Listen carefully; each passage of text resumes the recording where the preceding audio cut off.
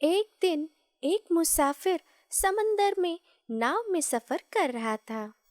अचानक वह नाव दुर्घटना का शिकार बनकर अपना गम्य स्थान के बदले में दूसरी तरफ सफर करते हुए एक द्वीप तक पहुंच जाता है।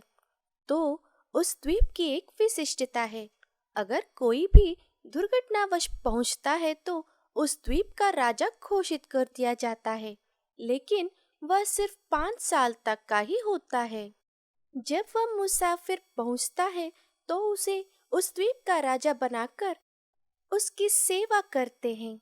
अच्छे कपड़े, अच्छा भोजन, उसके इशारों पर काम करने के लिए नौकर, ऐसी सारी सुविधाएं होती हैं।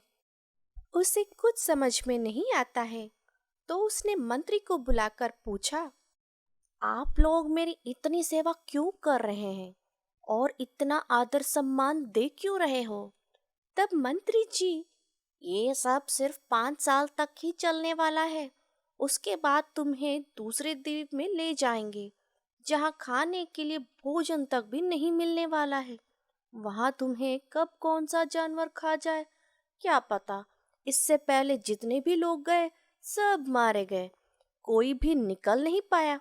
अब तुम्हारा जीवन काल सिर्फ 5 साल ही है, इसीलिए तुम इसका पूरा मजे ले लो। तब मुसाफिर को एक होशियार उपाय सूझता है। अब इस द्वीप का राजा मैं ही हूँ, तो सभी अधिकार भी मेरे हाथ में होते हैं। तुरंत कुछ नौकरों को बुलाकर एक नाव देकर उस द्वीप में भेजकर वहां रहने के लिए जो चीजें आवश्यक होते होंगे उसका इंतजाम करने और खेती बाड़ी करके उस द्वीप को एक छोटा सा गांव बनाने का आदेश देता है। इस द्वीप को जोड़कर जब उस द्वीप में पहुंचेगा, तब तक वो पूरा द्वीप एक छोटा सा गांव बना रहता होगा। इतने में 5 साल गुजर गए हैं। तब वह मुसाफिर उस द्वीप में पहुंचता है।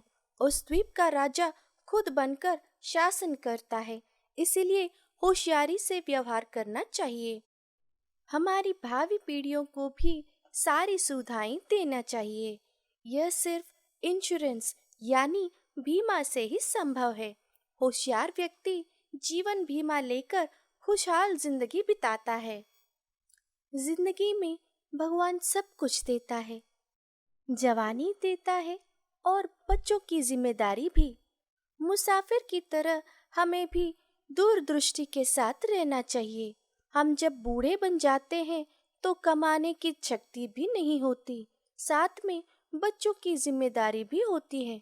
मुसाफिर की तरह हमें भी दूरदृष्टि से अपनी कमाई का कुछ हिस्सा भविष्य के लिए और अपने बच्चों के लिए सोच समझकर बचत करने से अपने और अपने बच्चों का भविष्य अच्छा रहेगा।